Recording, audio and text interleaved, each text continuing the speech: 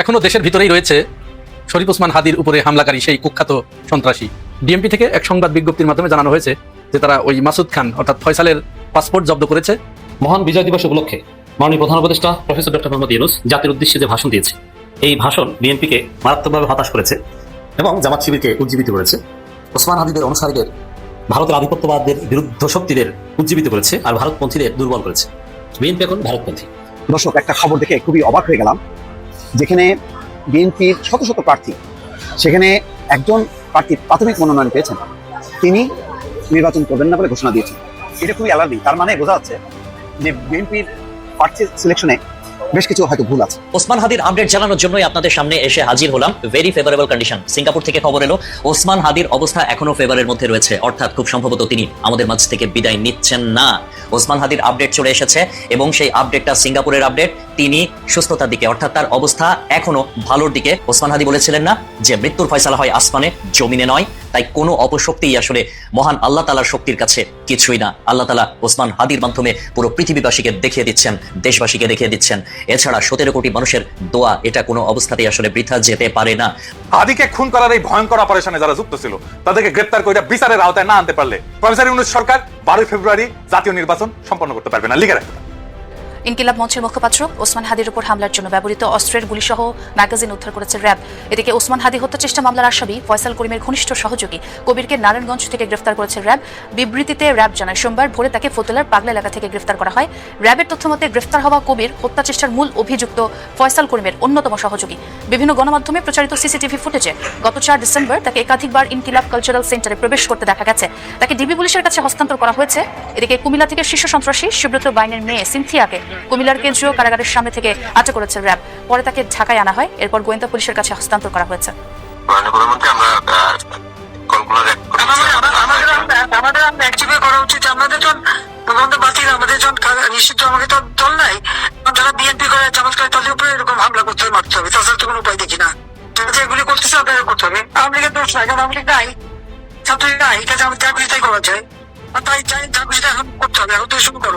ওসমান হাদির উপর যেভাবে গুলি করা হয়েছে, এটা তো ঢাকা শহরের ভিতরে গুলিটা করা হয়েছে, যেখানে আইন শৃঙ্খলা সবচেয়ে বেশি থাকবে একটা রাজধানীতে।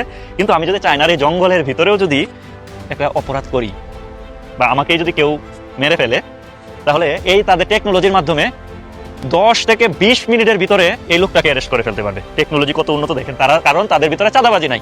মনে রাখবেন, আওয়ামী লীগ এই কাজ করে তারা তাদের নিশ্চিহ্নকরণের আরো একটি ডাবল ব্লো, যেটা মানে আঘাত, যেটা ডাবল অর্থাৎ মানে দ্বিগুণ আঘাত, যেটা সেটাই তারা রচিত করেছে। মনে রাখবেন, হাদিকে আঘাত করার মাধ্যমে আওয়ামী লীগ কখনোই ফিরতে পারবে না। It is impossible. কখনোই ফিরতে পারবে না, বুঝছেন? এটা কখনোই ফিরতে পারবে না। It is not possible. কারণ প্রতিটা মানুষ এবং বাংলাদেশ স্তব্ধ হয়ে আছে এখন হাদির জন্য। হাদির যদি কোনো ব্যাড নিউজ আসে, বাংলাদেশ কিন্তু বিক্ষোভে এবং স্ফুলিঙ্গের মতো কিন্তু ফুটবে। অলরেডি কাজ শুরু হয়েছে, এটা অপেক্ষা করেন সবাই।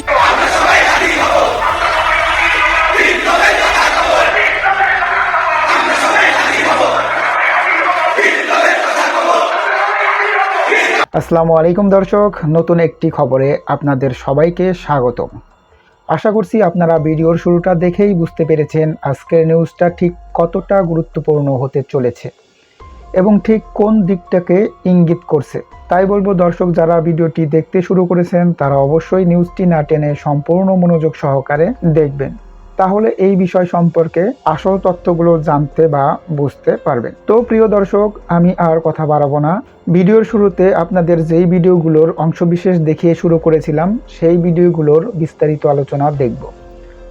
তবে তার আগে অনুরোধ, যারা এখনও চ্যানেলটি সাবস্ক্রাইব করেননি সকলে চ্যানেলটি সাবস্ক্রাইব করে পাশে থাকা বেল আইকন বাজিয়ে দিন। আর যারা ইতিমধ্যে সাবস্ক্রাইব করে রেখেছেন তাদেরকে অসংখ্য ধন্যবাদ। প্রিয় দর্শক, চলুন একটি লাইক দিয়ে আমরা ধারাবাহিকভাবে সবগুলো ভিডিওর বিস্তারিত আলোচনা দেখে আসি। আপনারা জানেন যে শরীফ ওসমান হাদির ঘটনাকে কেন্দ্র করে প্রধান উপদেষ্টার পরামর্শে যে সর্বদলীয় প্রতিবাদ সভা হয়েছিল, সেখানে বিএনপি যায়নি। কেন যায়নি? ওই যে ওখানে ভারত বিরোধী বক্তব্য হবে, এই জন্য বিএনপি যায়নি। ভারতের দালাল বলে ওখানে যায়নি, এটা স্পষ্ট হয়ে গেল। দর্শক, মাননীয় প্রধান উপদেষ্টা জাতির উদ্দেশ্যে ভাষণ দিয়েছে। সেখানে দুইজন ব্যক্তির কথা বলেছেন, শরীফ ওসমান হাদি আর খালেদা জিয়া। খালেদা জিয়ার চাইতে মাননীয় প্রধান উপদেষ্টা প্রফেসর ডক্টর মোহাম্মদ ইউনূস শরীফ ওসমান হাদিকে অনেক বেশি মর্যাদা দিয়েছেন তার এই ভাষণে। শরীফ ওসমান হাদির কথা আগে বলেছেন, তাকে আগে স্মরণ করেছে, তার জন্য বেশি বাক্য ব্যয় করেছে, বেশি শব্দ ব্যয় করেছে, বেশি সময় ব্যয় করেছে। খালেদা জিয়ার কথা অল্পের মধ্যে 2-1 লাইনে বলেছে। তাহলে বোঝা গেল যে এই মুহূর্তে আমি বলছিলাম যে সামগ্রিকভাবে খালেদা জিয়া সামগ্রিকভাবে অনেক বড় মাপের কিছু।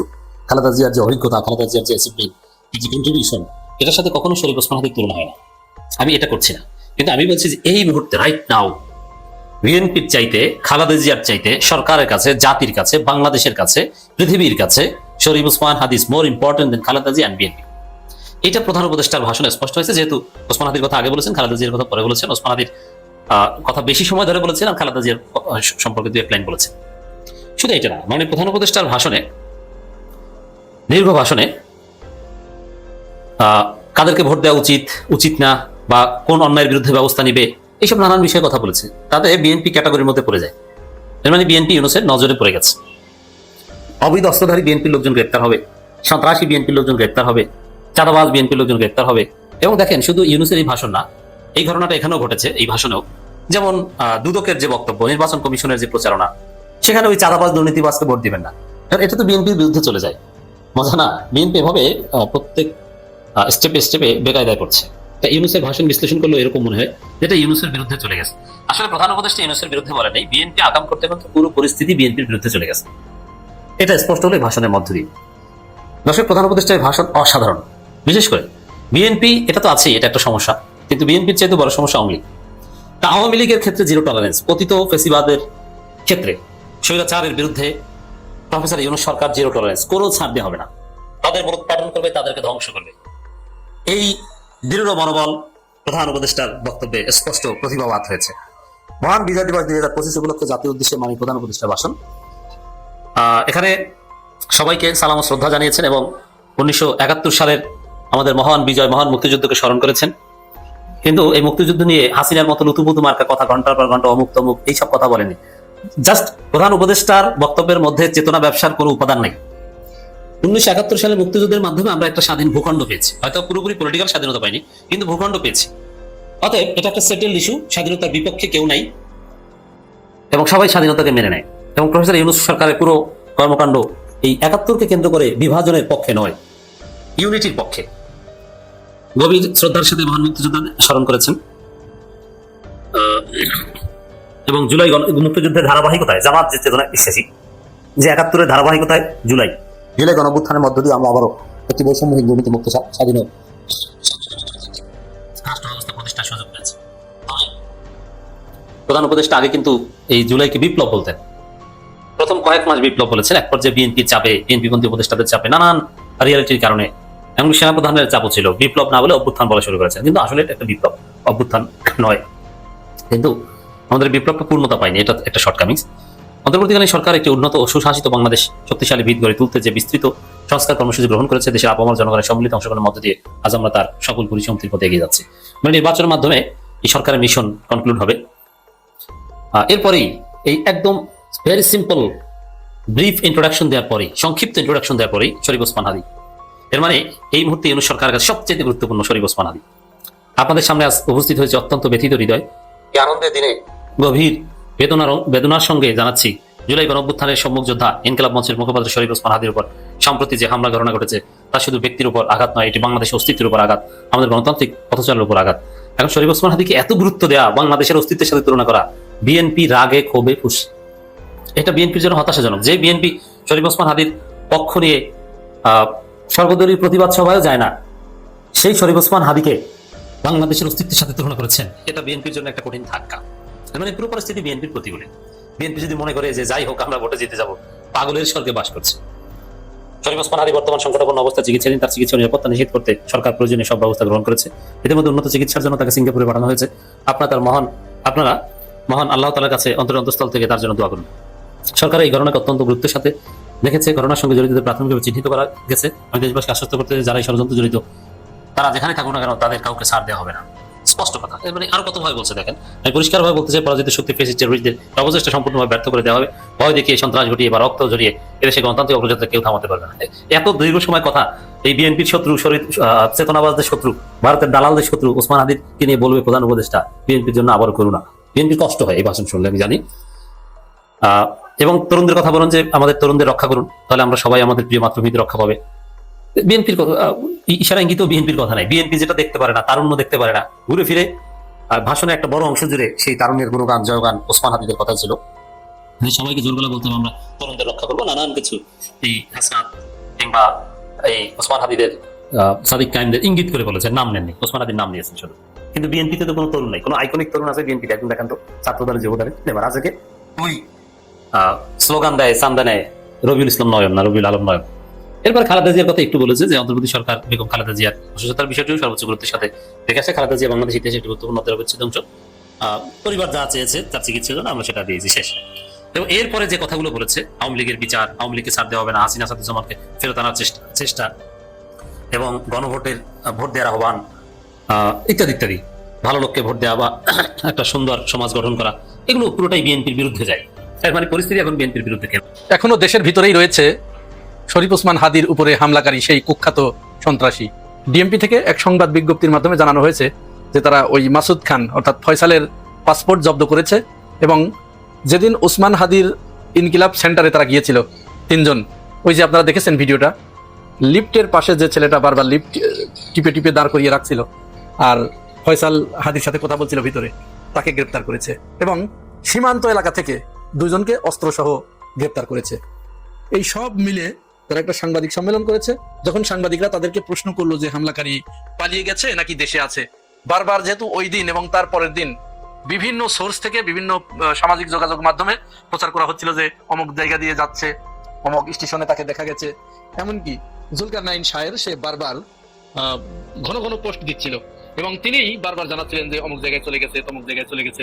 পরে একটি পোস্ট শেয়ার করে তিনি বললেন, ছবি শেয়ার করে বললেন যে তারা গুয়াহাটিতে বর্তমানে আছে, তারা অলরেডি পালিয়ে চলে গেছে। কিন্তু ডিএমপির কাছ থেকে আমরা যেটি জানতে পারছি যে না, তিনি এখনো দেশের ভিতরেই আছেন। ডিএমপি প্রমাণ হিসেবে যেটি বলেছেন, তার পাসপোর্টটা জব্দ করা হয়েছে। এই পাসপোর্ট জব্দ করার সাথে সাথেই সমস্ত চেকপোস্টে পাসপোর্টের তথ্য দিয়ে দিয়েছে যে এই লোক যেন পালাতে না পারে।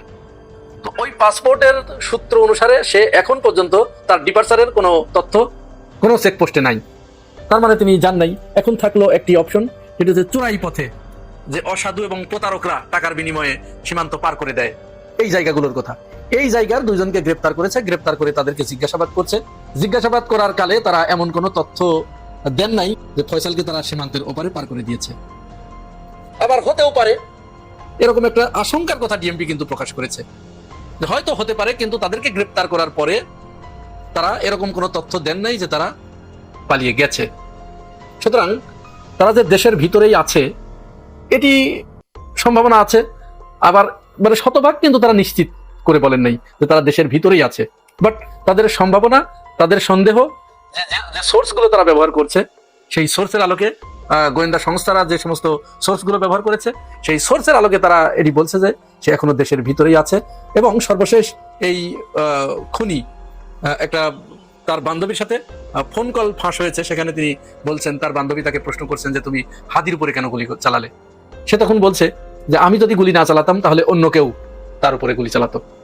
এই যে কথোপকথনটি, এটি নিয়েও ফরেনসিক বিভাগে পাঠানো হয়েছে, এটি নিয়েও বিশ্লেষণ হচ্ছে যে এইটা কোথা থেকে কোথাটা সম্পূর্ণ হয়েছে, এটি কি দেশের ভিতর থেকে নাকি দেশের বাইরে থেকে, এ বিষয়ে বিশ্লেষণ চলছে। আমার কাছেও কেন যেন মনে হচ্ছে যে সে দেশের বাইরে যেতে পারে নাই, দেশের ভিতরেই আছে। এখানে গোয়েন্দা সংস্থার একটা পক্ষ, একটা অংশ, প্রশাসনের একটা অংশ, আমাদের সেনাবাহিনীর ভিতরে যে ক্ষুদ্র অংশটি যারা কালপ্রিট, তারা মিলে একটা ধোঁয়াশার তৈরি করে তাদেরকে সেভ করার একটা চেষ্টা কিন্তু আমরা দেখেছি, একটা প্রচেষ্টা আমরা দেখেছি। এটি কিন্তু অস্বীকার করার কোনো উপায় নেই, কেউ এটি অস্বীকার করতে পারবে না। এবং সেইখানেই কেউ কেউ বলছেন, অনেকেই বলছেন যে তাদের সাথে এই কাজে সহযোগিতা করছে জুলকারনাইন শাহের। আমরা জানি না, এটি হতেও পারে আবার নাও পারে, তবে তিনি এটি প্রমাণ করার চেষ্টা করেছেন তার পোস্টের মাধ্যমে যে সে পালিয়ে গেছে। এখন এই যে এত বড় একজন কিলার, সে কিন্তু সিরিয়াল কিলার। এর আগে সে মোহাম্মদপুরে 17 লক্ষ টাকা ডাকাতি করার মামলায় গ্রেপ্তার হয়েছিল।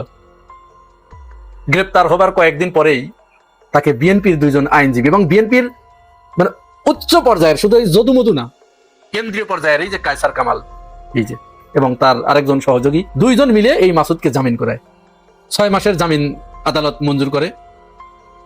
আর এই জামিনে থাকা অবস্থায় আবার তার জন্য জামিনের মেয়াদ বৃদ্ধি করার আবেদন করে এই কায়সার কামালরা। বিএনপি পন্থী আইনজীবী কিন্তু দুজনই বিএনপি করে। এরপরে আদালত তাকে আরো অগ্রিম 1 বছরের জামিন দেয়। এখন আপনারা চিন্তা করুন, আমরা 5 আগস্টের পরবর্তী সময়ে দেখে আসছি যে কুখ্যাত আওয়ামী সন্ত্রাসীগুলোকে অনেক কষ্ট করে অনেক রিস্ক নিয়ে তাদেরকে গ্রেপ্তার করে, আর গ্রেপ্তার করার পরে যখন তাদেরকে কোর্টে তোলা হয় তখন কোনো এক অদৃশ্য শক্তির ইশারায় তাদের জামিন হয়ে যায়। সাবের হোসেন চৌধুরী কয়েকদিনের ভিতরে বেরিয়ে গেল না? এই ফয়সাল করিম মাসুদরা ওরফে দাউদ খানেরা, এত বড় গ্যাংস্টার, এত বড় সন্ত্রাস, তাকে জামিন দিয়েছে, সেই জামিনটা আবার করিয়েছে বিএনপি পন্থী আইনজীবীরা। সুতরাং কোন ধরনের ভয়ঙ্কর অবস্থার ভিতরে এদেশের জুলাই গণ অভ্যুত্থানের পক্ষের শক্তিরা এবং জুলাইয়ের নায়কেরা আছে আপনারা একটু চিন্তা করতে পেরেছেন? কয়েকটা টাকার কাছে এরা শত্রু মিত্র কোনো কিচ্ছু চেনে না, কোনো বাস বিচার করে না। শেখ হাসিনা এই দেশে ফ্যাসিবাদ কায়েম করেছিল কিভাবে? টাকাও নিয়েছে, আবার দলীয় লোক হতে হয়েছে। এর বাইরে টাকা দিলেও দলের বাইরে কাউরে চাকরি দেয় নাই। আবার যখন গ্রেপ্তার করেছে বিএনপি জামাতের নেতাকর্মীদের বিনা বিচারে বিনা জামিনে তাদেরকে বছরের পর বছর জেলখানার ভিতরে বন্দী করে রেখেছে, কোনো জামিন দেওয়া হয়নি। আর এখন আমাদের সুশীলেরা কি মায়া কান্না তাদের! বাংলাদেশে আমরা কোনো সুশীল চাই না, এগুলো সুশীল না, এগুলো কুশীল। এই শয়তানগুলোই বাংলাদেশকে আজ এই পর্যায়ে নিয়ে গেছে। শেখ হাসিনাকে শেখ হাসিনা হয়ে উঠতে সহযোগিতা করেছে এই যে আনিস আলমগীরেরা, এই মাসুদ কামালেরা, এই পান্নারা, এইগুলো বাংলাদেশের স্থিতিশীলতা কোনোদিন চায় না। এইগুলো স্বাধীনতার মুক্তিযুদ্ধের চেতনার নামে চুরি করেছে, বাটপারি করেছে। তার মানে এরা মানুষের কাছে এই কনসেপ্টটা বদ্ধমূল করে দিয়েছে যে চোর মানেই মুক্তিযুদ্ধের চেতনা, ডাকাত মানেই মুক্তিযুদ্ধের চেতনা। এরা বাংলাদেশের মানুষের কাছে স্বাধীনতার ইতিহাসকে, মুক্তিযুদ্ধের চেতনাকে হাসির পাত্রে পরিণত করেছে। মুক্তিযুদ্ধের চেতনার কথা বলেছে আর রেপ করেছে, মুক্তিযুদ্ধের চেতনার কথা বলেছে, এটাকে ডাল হিসেবে ব্যবহার করে চুরি করেছে, এটাকে ডাল হিসেবে ব্যবহার করে গুম করেছে, খুন করেছে, আয়নাঘর তৈরি করেছে, আবার বয়ান উৎপাদন করেছে তারা মুক্তিযুদ্ধের পক্ষের শক্তি। বিএনপি এখন মুক্তিযুদ্ধের চেতনার বিরাট বাহক হয়ে গেছে, মুক্তিযুদ্ধের চেতনার বাহক হয়ে গিয়ে চাঁদাবাজি করছে। তো তুমি চাঁদাবাজিও করবা, আবার মুক্তিযুদ্ধের চেতনার কথা বলে ভোট চাইবা। সুতরাং মানুষ তো ওই চেতনা দিয়ে ট্যাবলেট বানিয়ে খাবে না। মানুষের গায়ে তো অ্যালার্জি হয় নাই, বাংলাদেশের জনগণের গায়ে চুলকানি হয় নাই যে তোমার ওই ট্যাবলেট খেয়ে তোমাকে ভোট দিতে হবে, আর তুমি সেই ভোট নিয়ে ক্ষমতায় যে তুমি চাঁদাবাজির স্বর্গরাজ্যে পরিণত করবা।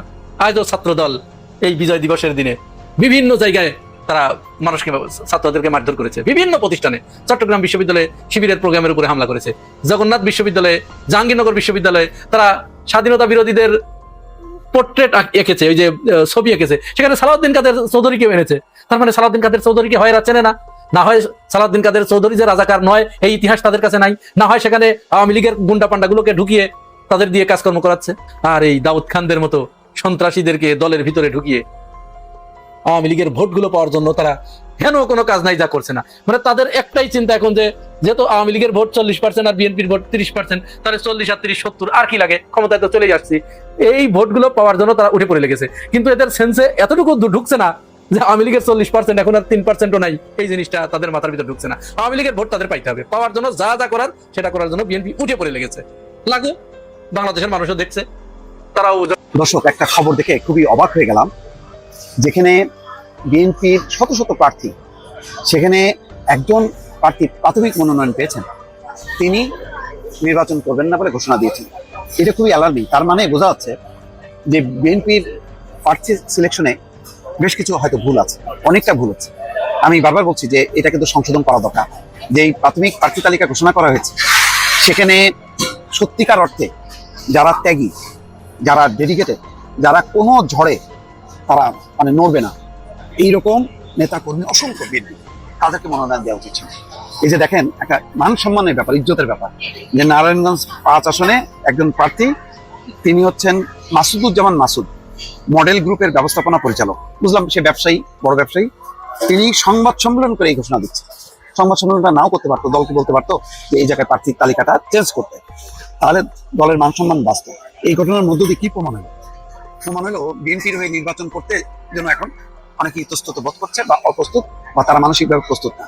তাহলে মানসিকভাবে প্রস্তুত না, কেমন দলের নেতা, কেমন দলের কর্মীদের যাকে বিএনপি নমিনেশন দিল, যেখানে এক একটা মানে আসনে 4-5 জন করে প্রতিদ্বন্দ্বী, মানে তাদের টেলিফোনে অস্থির হয়ে যাচ্ছে।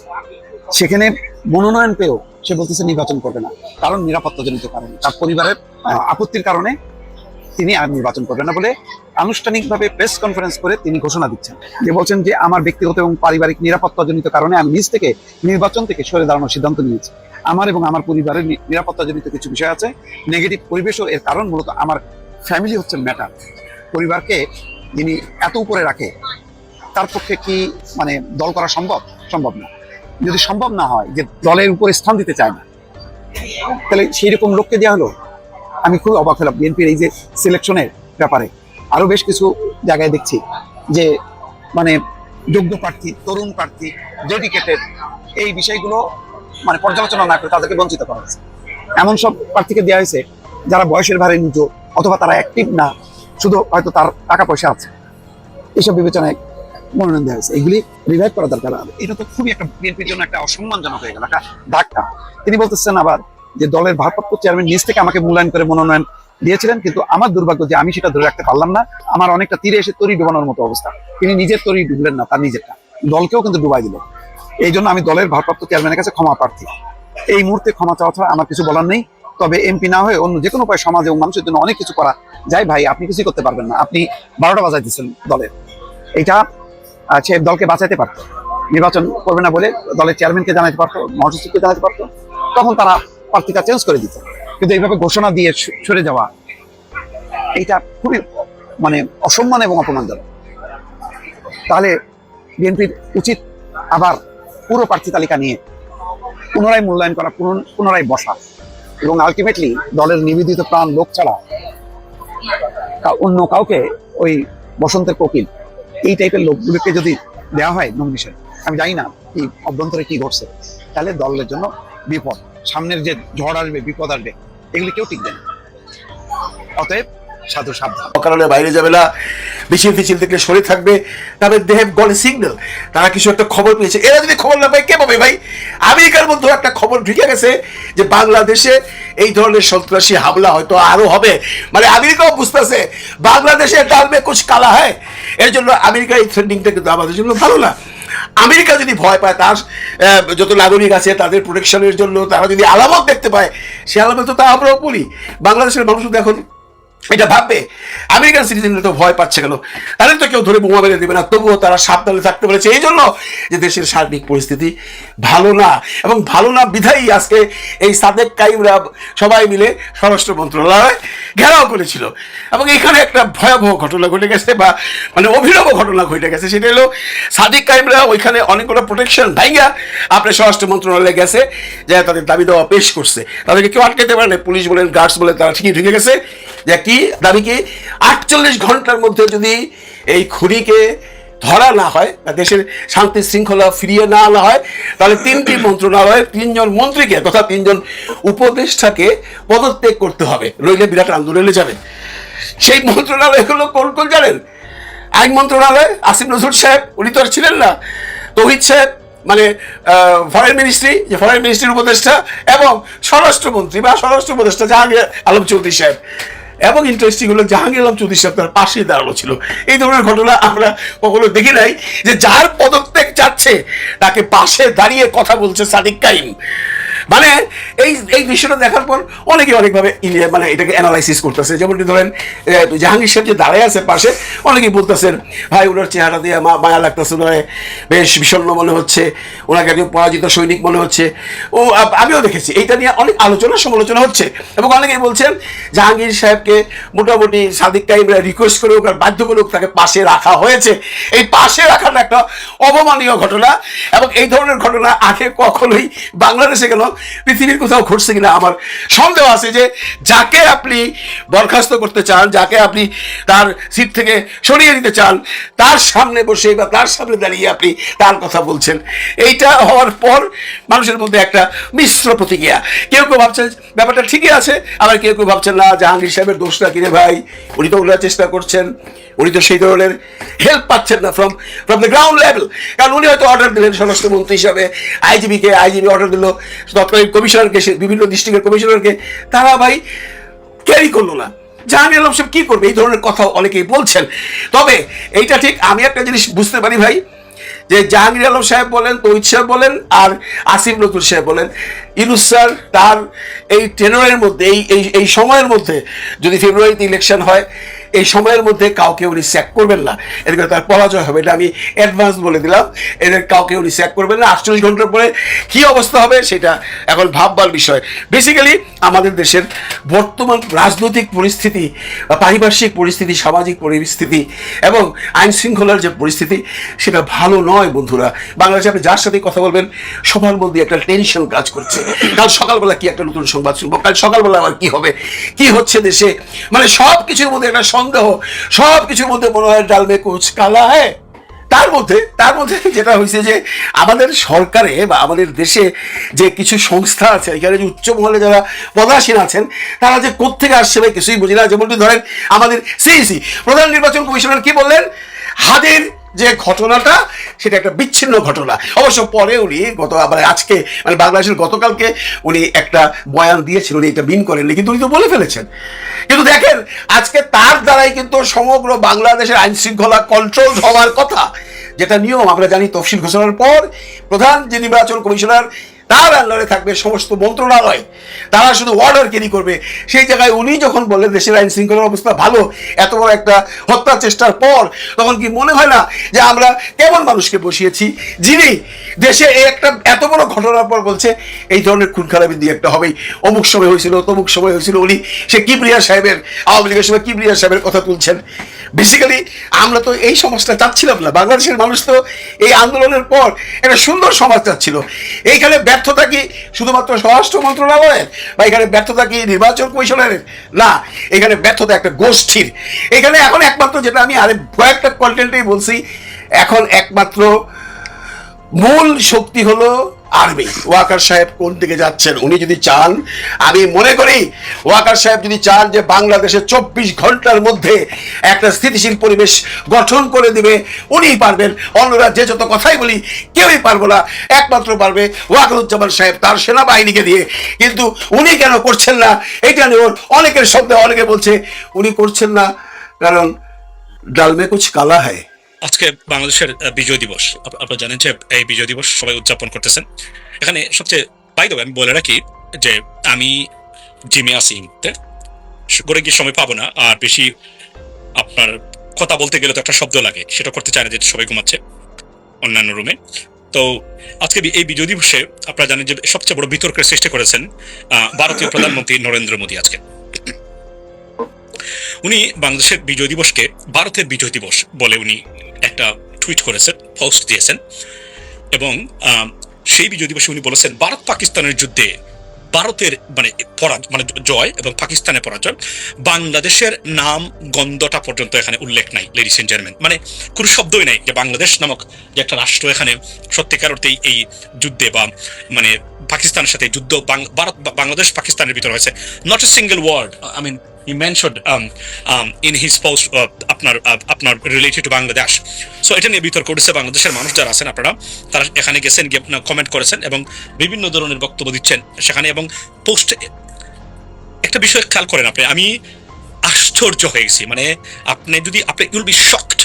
মানে একটা দেশের ভারত আমাদের বন্ধুপ্রতিম রাষ্ট্র নাকি এরা 54 বছর ধরে একই ভাষায় বাংলাদেশের বিজয় দিবস, স্বাধীনতা দিবস এবং আপনি যদি বলেন আমাদের আরেকটা কি আপনার 16th of December, 26শে মার্চ, আরেকটা কোনটা ভাই বলে গেলাম, 21শে ফেব্রুয়ারি আছে আলাদা, এটা বাদ। সো এই দুইটা দিবসে তারা বলে থাকে এটা তাদের, মানে এটা তাদের দিবস, অর্থাৎ তারা পাকিস্তানের সাথে যুদ্ধ করে জয়লাভ করেছে। বাংলাদেশের নামটা পর্যন্ত এখানে নাই। কি আশ্চর্য ব্যাপার! যুদ্ধ হলো বাংলাদেশ পাকিস্তানে, এখন তারা বলে যুদ্ধ হচ্ছে ভারত পাকিস্তানে। খেয়াল করবেন আমার বক্তব্যগুলা। যেন আমি আজকে সিদ্ধান্ত নিয়েছি লেডিস এন্ড জেন্টলম্যান, আর নিজেকে পলিটিক্যালি কারেক্ট বা কারেক্টনেসে বিশ্বাস করবো না, নিজেকে আর কখনো লুকিয়ে রাখবো না। ওপেন হতে হবে for the greater interest of our country, এবং আমাদের যেহেতু আত্মীয় স্বজন আছে তাদের জন্য একটি পিসফুল এবং প্রোগ্রেসিভ বাংলাদেশের জন্য আমাদেরকে যদি আমরা কাজ করতে চাই, তাহলে আমাদেরকে এখন সত্য বলতে হবে। সত্য বলার বাহিরে আর কোনো কিছু নাই ladies and gentleman. For example আপনি দেখেন, উনি বাংলাদেশের নামটি, অর্থাৎ উনি কোনো অবস্থাতে স্বীকার করতেছেন না যে এই যুদ্ধটা হয়েছে ভারত এবং পাকিস্তান এবং বাংলাদেশে। এমনও না যে আমরা সহযোগিতা করেছি আমাদের প্রতিবেশী রাষ্ট্র বাংলাদেশ বা বন্ধুপ্রতিম রাষ্ট্র, whatever. Not a single word mention about Bangladesh. আপনি এটা কতটা আগ্রাসন, এবং দেখেন indirectly this is war on Bangladesh, rejecting Bangladesh is Bangladesh achievements, it is a matter of our existence ladies and gentleman. এবং অস্তিত্ব নিয়ে প্রশ্ন, অস্তিত্বটাকে অস্বীকার করতেছে তারা, বাংলাদেশের অস্তিত্বকে তারা মানে অস্বীকার করতেছে ভারত। এরা কিভাবে আমাদের বন্ধু প্রতিম রাষ্ট্র, এরা আমাদের বন্ধু কিভাবে হয়? লেডিস এন্ড জেন্টলম্যান, আমি আপনাদের সামনে, আপনারা যারা আছেন, যারা ভারতীয় নেগেটিভ প্রচার করেন, বিভিন্ন দলের আছেন, আমি বলছি আবারও, আমি অবশ্যই এটা নিয়ে আমি সবসময় সোচ্চার ছিলাম, কিন্তু আজকে 54 বছর ধরে একই কাজ করে গেছে, কোন সরকার প্রতিবাদ করে নাই, বলে নাই সরকার যে আপনারা এটা করতে পারবেন না। এটা আমরা তীব্র প্রতিবাদ জানালাম। বিএনপি 3বার ক্ষমতায় ছিল, আমাদের দল, আপনাদের দল আওয়ামী লীগ ক্ষমতায় ছিল, জামাত ইসলাম ছিল না, জাতীয় পার্টি ছিল, কেউ প্রতিবাদ কেন করলেন না? তারা এই শব্দগুলো যখন তারা বলে, কোন সরকার কেন প্রতিবাদ করলো না? তাহলে বাংলাদেশের সরকার সার্টিফাইড দ্যাট এটা আপনার ভারতের যুদ্ধ পাকিস্তানের সাথে। তা আমার এই প্রশ্নটা আমি আপনাদের সামনে এখন তুলে ধরতে চাই যে যদি ভারত পাকিস্তানের যুদ্ধ হয় এটা, এবং এটা স্বীকার করে নিচ্ছে বাংলাদেশের গভর্নমেন্ট, এবং ভারত বলছে এটা কোন অবস্থাতে বাংলাদেশের যুদ্ধ নয় পাকিস্তানের সাথে, তাহলে ভারত পাকিস্তানের সাথে পাকিস্তানের নাগরিক হিসাবে বা সিটিজেন হিসাবে আমি এই তিক্ত বিটার এবং মানে bitter truths I am telling you right now, এটা আমার জিজ্ঞাসা। I don't believe in it even though, but still I have to tell you that. এবং আমি এই প্রশ্ন তুলতে চাই এখন, কারণ সত্য কাউকে না কাউকে বলতেই হবে। উসমান হাদির মতো সত্য বলতেই হবে, আমাদের মতো সত্য আপনাদেরকে বলতেই হবে। এবং এখানে বলে রাখি, যারা ভারতীয় নেগেটিভ প্রচার করে বাংলাদেশকে, বাই দ্য ওয়ে আমি বলে রাখি যে আমরা স্বাধীনতা লাভ করেছি দেশ হিসাবে পাকিস্তানের কাছ থেকে, বাংলাদেশের জনগণ কিন্তু বিজয় লাভ করেনি এখন পর্যন্ত। দুর্বৃত্তায়িত রাজনীতিবিদ। দর্শক, আশা করি সবগুলো ভিডিওই আপনি মনোযোগ সহকারে দেখেছেন। সেই সাথে দর্শক, এই ভিডিওগুলো সম্পর্কিত যদি কোনো তথ্য বা মতামত থাকে তাহলে অবশ্যই কমেন্টস করে জানিয়ে দিন। এতক্ষণ সাথে থাকার জন্য ধন্যবাদ। আবার দেখা হবে আগামী ভিডিওতে কোনো নতুন টপিকস নিয়ে। সকলের সুস্বাস্থ্য কামনা করে বিদায় নিচ্ছি। আল্লাহ হাফেজ।